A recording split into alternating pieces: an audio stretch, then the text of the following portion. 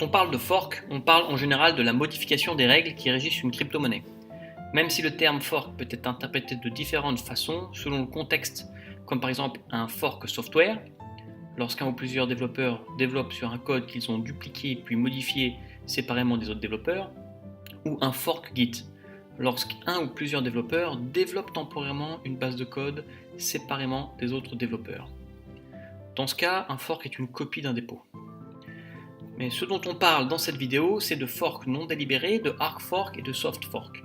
Et on expliquera ce que hard et soft signifient dans ce contexte.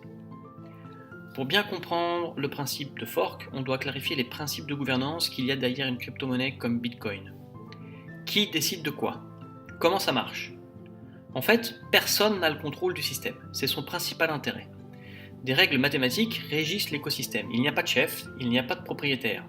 Les développeurs peuvent implémenter de nouvelles règles, mais les mineurs décident ou non de changer leur programme de minage, de même que les utilisateurs ou les marchands décident de mettre à jour leurs applications ou leur portefeuille.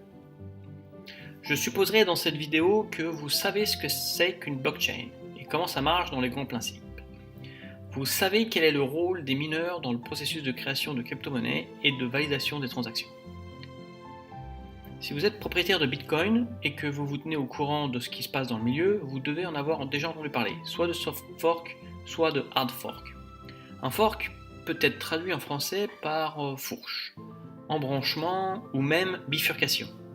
Je préférerais ce dernier terme.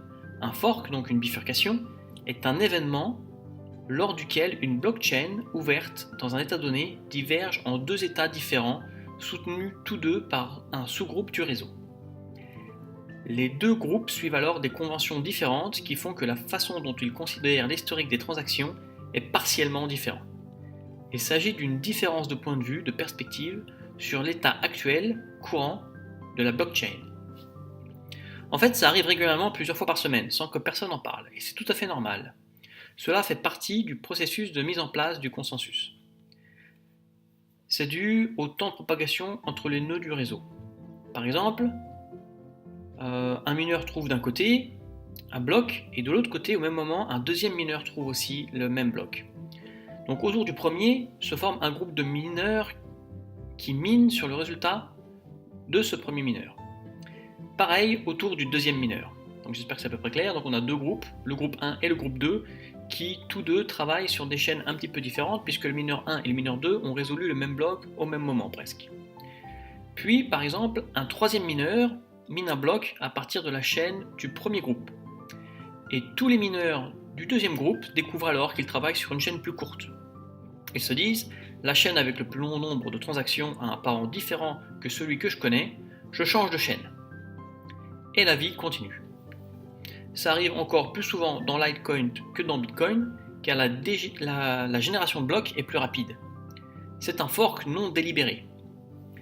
Il y a d'autres forks, ceux pour lesquels une partie du réseau souhaite changer les règles, et ces règles peuvent ne pas être compatibles avec les règles du reste du réseau. C'est par exemple ce qui se passe lors d'une attaque des 51%, c'est-à-dire que les mineurs, qui sont donc en majorité, puisqu'ils sont 51%, changent les règles unilatéralement. Quand les règles changent, elles peuvent être plus restrictives ou moins restrictives. En dehors d'une attaque à 51%, la communauté peut avoir intérêt ou avoir envie de changer les règles. Quand ils changent les règles, il y a deux cas. Soit les règles sont moins strictes, c'est un hard fork, une partie du réseau va considérer comme valide certaines nouvelles transactions, ou au contraire, certaines transformations peuvent être mineures et rétro-compatibles, on parle alors de soft fork. Pour un soft fork, certains utilisateurs utilisent des règles plus strictes, d'autres gardent les anciennes règles, et tout se passe très bien, on a une seule blockchain commune. C'est un peu comme si une ville acceptait sur son réseau routier des piétons, des vélos, des voitures et des camions. Et si un groupe d'habitants décide unilatéralement de ne plus utiliser de voiture et de privilégier le vélo et la marche, ça ne change rien pour les automobilistes. La configuration de la ville reste la même, le code de la route ne change pas, les feux rouges restent les mêmes. C'est un soft fork. Les fans de vélo peuvent continuer à essayer de convaincre les automobilistes d'arrêter de prendre leur voiture, mais la carte de la ville n'est pas modifiée pour autant. Si la communauté se propose de changer les règles et que ces modifications sont moins restrictives, on fait face à un hard fork. Dans l'exemple de notre ville, cela signifie que certains habitants souhaite introduire des lignes de tram ou permettre la conduite de chars d'assaut en pleine ville, par exemple. Il faut faire des travaux, peut-être élargir les routes et adapter le code de la route au nouveau type de véhicule. C'est un hard fork, même les piétons ou les cyclistes doivent apprendre à réagir face aux trams et la carte de la ville est modifiée pour permettre aux chars d'assaut de circuler. Un hard fork peut conduire à la duplication de la blockchain afin de créer une deuxième en parallèle. Si tous les utilisateurs et mineurs ne migrent pas, les deux chaînes survivent l'une à côté de l'autre, comme ça a été le cas avec Ethereum et Ethereum Classics. Elles sont identiques jusqu'au hard fork, puis différentes ensuite. Donc quelqu'un qui avait des crypto-monnaies sur cette blockchain avant le fork peut les utiliser sur l'une ou l'autre des chaînes. Mais après la première utilisation, il ne peut plus changer de chaîne.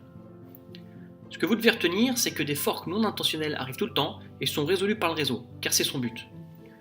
Dans le cas de modification des règles elles-mêmes, un soft fork est compatible avec les données actuelles, alors qu'un hard fork force les utilisateurs à choisir, rejoindre la nouvelle blockchain ou garder l'ancienne. Si tous ne migrent pas vers la nouvelle, alors les deux blockchains parallèles sont conservées.